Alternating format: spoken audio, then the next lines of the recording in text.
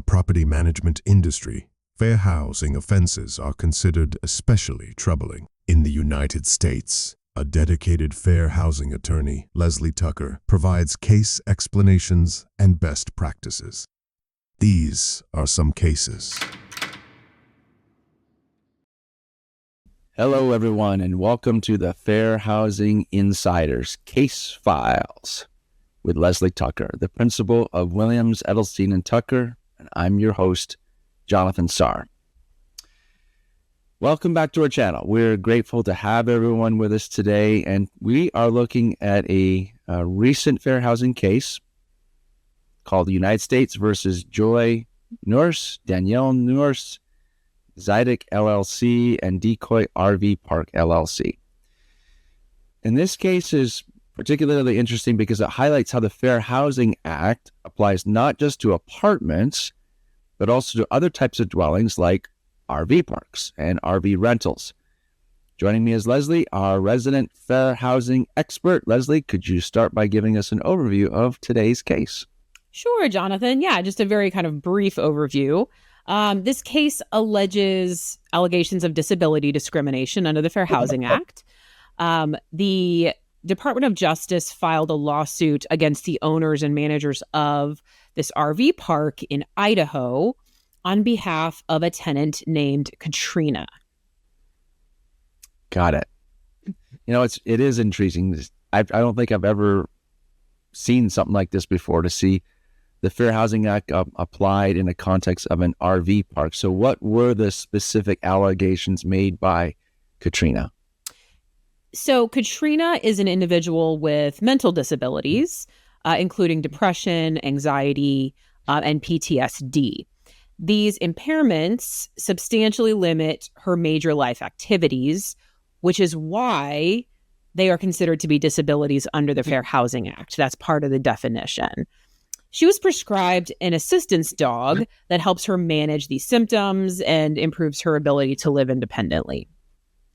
Got it. So her assistance dog is essential for her daily functioning? Exactly. Yeah. Her therapist recommended this assistance dog as part of her treatment plan years actually before she moved into this RV park.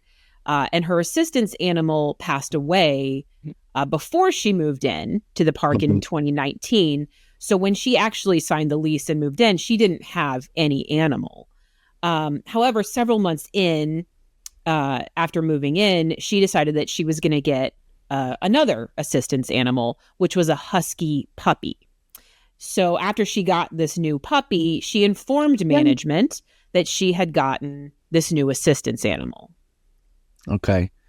And so what was their response to her request? How did they respond to it?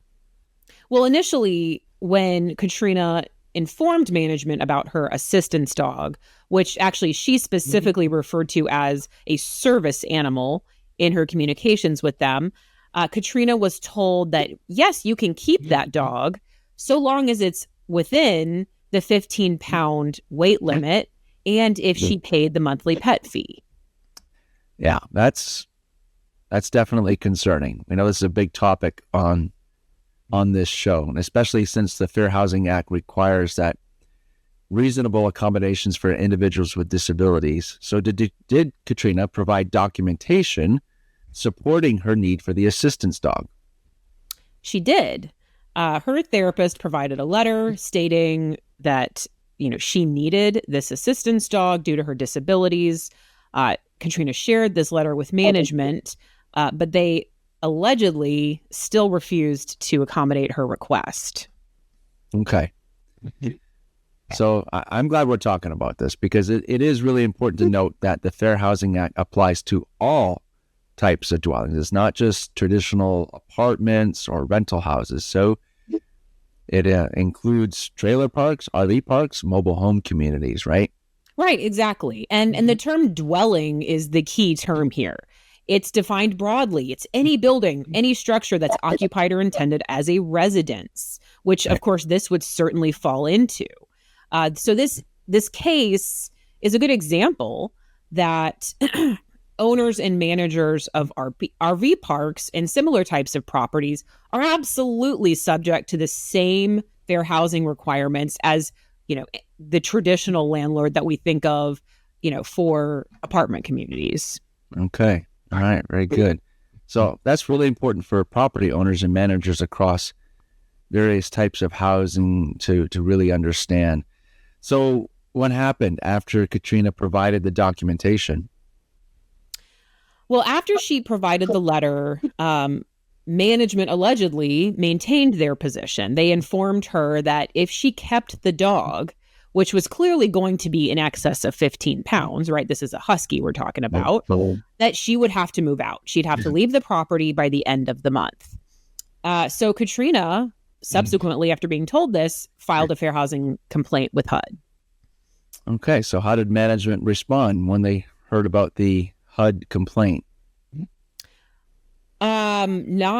Not well, honestly, according to the complaint. What's alleged here is that 2 weeks after being notified of this HUD complaint, management sent Katrina a notice stating that they'd no longer be accepting her rent and that she had to vacate within 4 days.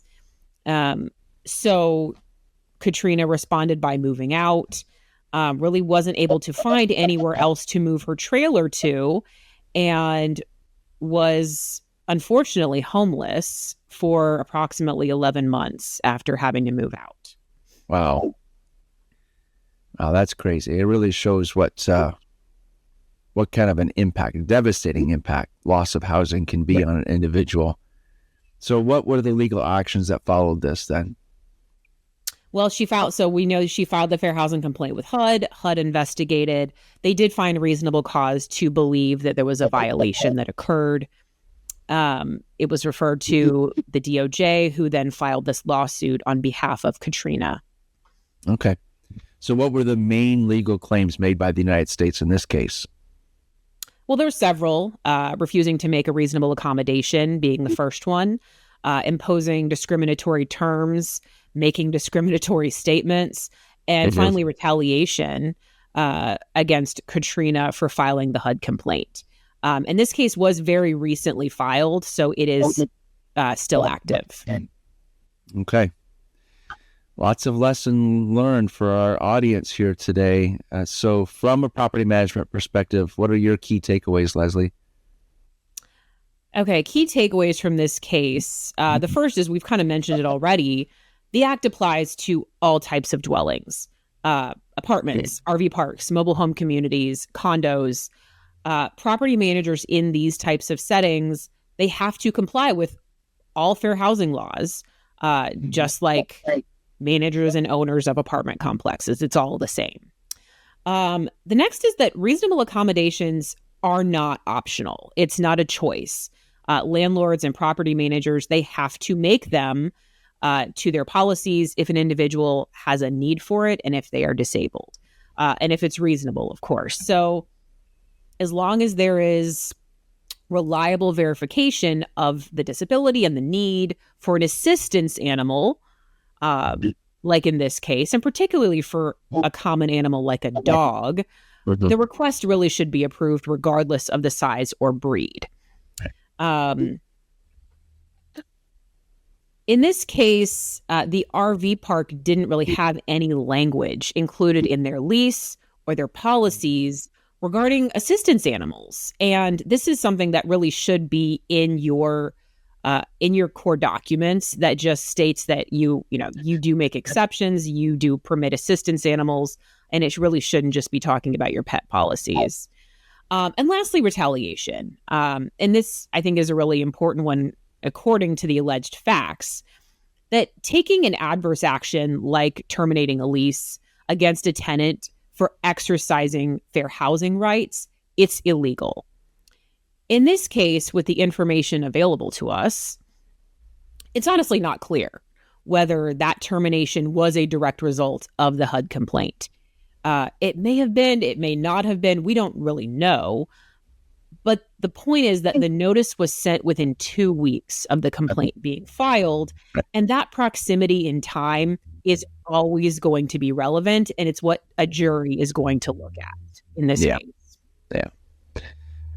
Nice highlights, nice essential points for our audience, Leslie. Thank you so much. So, how should property managers in RV parks and similar settings ensure compliance with the Fair Housing Act? Educate yourself, educate your staff, take fair housing training, have good policies that have been reviewed by someone who knows fair housing law. And if you get into a situation, or your staff does, where you're confused, you don't really know exactly what to do, seek legal guidance. Don't get yourself in trouble by flying by the seat of your pants, not really knowing exactly what you're doing. Get someone's advice, get an attorney's advice to kind of help you through those difficult situations. Yeah. Very good. So thank you, Leslie, as always, providing such amazing insights into all these cases that we consider on this show. And in particular, this is the first time we've talked about RV parks in general. So it's nice to highlight that and for our audience to know that it applies in those situations. And what a powerful lesson for a case like this that is outside of the typical apartment setting that we normally talk about. So appreciate you being here today. And I want to thank everyone, our whole audience. You guys are all awesome. Appreciate you. So if you found this discussion helpful, please take a moment, like the video, subscribe to our channel, and we look forward to more content on fair housing, property management in future episodes. So until next time, stay informed and stay compliant. Take care, everyone.